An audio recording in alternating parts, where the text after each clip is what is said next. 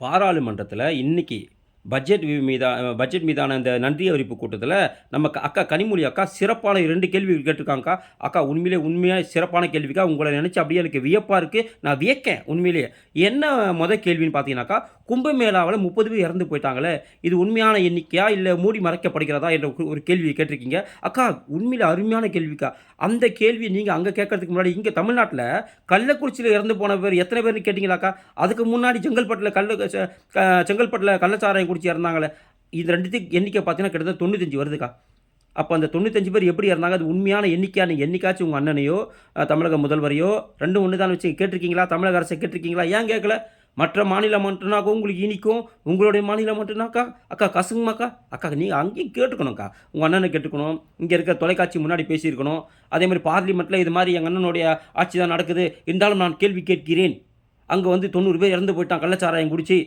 எங்க அண்ணனுடைய ஆட்சிய நான் கண்டிக்கிறேன். அப்படி நீங்க கண்டனம் தெரிவிச்சு பார்லிமென்ட்ல பேசியிருந்தீங்கன்னாக்கா, இந்த விஷயத்த பத்தி நீங்க பேசுறதுக்கு உங்களுக்கு அருகதை இருக்குன்னு சொல்லலாம்க்கா. ஆனா அங்கேயும் பேசாம மற்ற எங்கேயோ இருக்கிற உத்தரப்பிரதேசம் பத்தி பேசுறீங்களாக்கா. அது மட்டும் இல்லாம நீங்க இன்னொரு கேள்வி, முக்கியமான கேள்வி கேட்டிருக்கீங்க. என்ன கேள்வி கேட்டிருக்கீங்கன்னாக்கா, பாஜக ஆளும் மாநிலங்களில் சிறுபான்மையினர் தாக்கப்படுகிறார்கள். தேவாலயங்கள் இடிக்கப்படுகிறதுன்னு பேசியிருக்கீங்க. அக்கா முதல்ல உங்க முதுக பாருங்கக்கா. உங்க தமிழ்நாட்ல நீங்க ஆட்சிக்கு வந்து 200 கோயிலுக்கு மேல இடிச்சுட்டாங்கக்கா. இதெல்லாம் ரெக்கார்ட் இருக்குக்கா, வரலாறு இருக்குக்கா.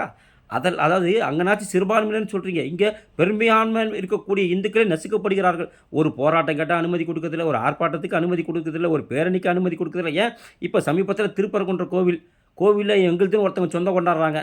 அத கூட கேட்க நாதி இல்லாத ஒரு இந்துக்களாக தமிழகத்தில அனாதையாக திரிகிறோம் நாங்கலாம் இன்னைக்கு. அது மட்டுமல்லாம, அதாவது கோயம்புத்தூர் 56 பேர குண்டு வச்சு கொலை செய்த ஒரு தீவிரவாதியோட உடலுக்கு இங்க ஊர்வலம் எடுத்துட்டு போறாங்க. அந்த ஊர்வலத்துக்கு உங்களுடைய அண்ணனுடைய அரசு அனுமதி குடுக்குது. ஆனா, எங்களோட உரிமையை கேட்டு போராடுவதற்கு எங்களுக்கு அனுமதி மறுக்கப்படுகிறது. மீறி கேட்டா பொய் கேஸ் போட்டு உள்ள போடுறீங்க. நான் கூட சமீபத்தில உங்களுடைய ஆட்சியில அ வ வ அதிகார துஷ்பிரயோகம் செய்து பொய் புகார் கொடுத்து சிறைக்கு போயிட்டு வந்தவங்க நானும் கூட. அது மாரி உங்க அரசு ஒருத்தன் கேள்வி கேட்டாலே சிறைக்கு அனுப்புறீங்க. இங்க அந்த அளவுக்கு இந்துக்கள் நசுக்கப்படுறோம் இங்க. பெரும்பான்மையாக இருக்கக்கூடிய இந்துக்களே தமிழகத்தில நசுக்கப்படுறோம். எங்கள பாத்து இங்க பிராமணர் இன்னைக்கு அதாவது இங்க பிராமணர்கள் எந்த அளவுக்கு கேவலமா நடத்தப்படுறான்றதுக்கு தமிழ்நாடு மட்டும் தான் ஒரு உதாரணம். வேற எந்த ஒரு மாநிலமும் உதாரணம் கிடையாது. அந்த அளவுக்கு பிராமணர்களை கேவலமாக நடத்தக்கூடிய ஒரு மாநிலம் இது. எவ்வளோ பிராமணர்கள நீங்க கேள்வி கேட்கிறீங்க? அசிங்க அசிங்கமா பேசுறான் உங்க கட்சிக்காரன்.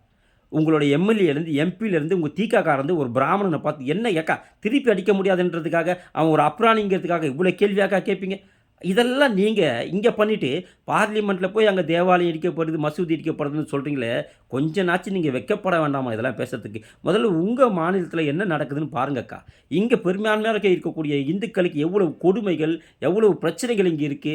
சிறுபான்மையினரால இங்க எவ்வளவு மதமாற்றம் நடத்தப்படுகிறது. இங்க இந்துக்களுடைய சொத்துக்கள் சூறையாடப்படுகிறது. இந்துக்களோட கோவில அவன் கோயில்னு வகுப்பு சொத்துன்னு சொல்லிட்டு உரிமை கொண்டாடுறான். இதெல்லாம் கொஞ்சம் பாருங்கக்கா. இத விட்டுட்டு பார்லிமென்ட்ல போய் எங்கோ நடக்கிற ஒரு விஷயத்த போயிட்டு பார்லிமென்ட்ல பேசுறீங்களா? என்னைக்காச்சும் உங்க மாநிலத்தில நடக்கக்கூடிய ஒரு விஷயத்த நீங்க எடுத்து பேசியிருக்கீங்களா? அந்த மாரி பேசுங்க. அப்படி பேசினா தான் மக்கள் நீங்க உண்மையான ஒரு எம்பி, மக்களுக்காக மக்களால் தேர்ந்தெடுக்கப்பட்ட ஒரு எம்பின்னு நெனைப்பாங்க.